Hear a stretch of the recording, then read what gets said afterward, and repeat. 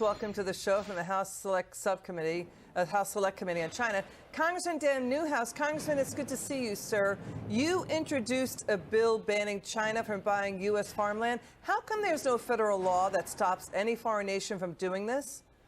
Well, thank you very much, Elizabeth. It's always good to be with you. In your last story and this issue, just another example of the continuing threat from countries who are not our allies gaining a foothold in our national and economic security. Why don't we have a law governing the purchase of farmland in the United States?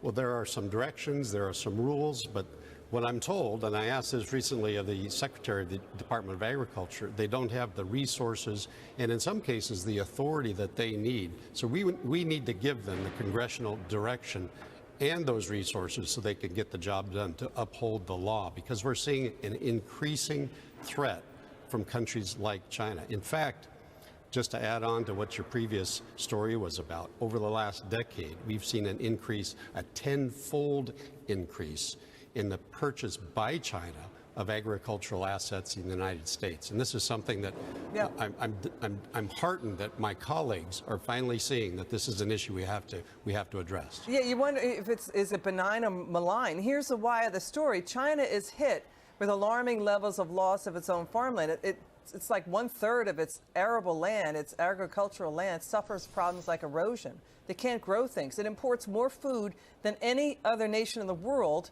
And they own like 1,300 food processing factories. They own Smithfield Farms, a big pork producer. Yeah. They're not going to let up. No, they're not. And we're seeing what's happening around the world, around the globe. They are inserting themselves into countries all over the place, even in our own hemisphere. And what we see there, we don't want to see happening in the United States of America. We don't want to wake up in 10, 20, 30 years and find that the CCP, the Communist Party of China, has a stronghold on one of the most vital links in our supply chain, and that's our food supply. You know, John Kerry sits on the cabinet. He sits on the National Security Council. Nobody knows who's on his payroll. We have House Oversight Chair James Comer threatening to subpoena John Kerry because he's flying around the world doing these negotiations with nations like China, but nobody knows what he's doing in these negotiations. And again, we don't know fully who's on his payroll and what their remit is. Let's get your reaction to Florida Governor Ron DeSantis and a Michigan farmer on this story. Watch this. I'm going to be signing legislation very soon eliminating the possibility of CCP land purchases in Florida. No farmland, no land near critical infrastructure, none. If you look at what Xi Jinping has done, he is on the move around the world. So they are flexing muscle, and I think the fact that has been very weak on the world stage is emboldening them to do even more. Nobody wanted to sell their land.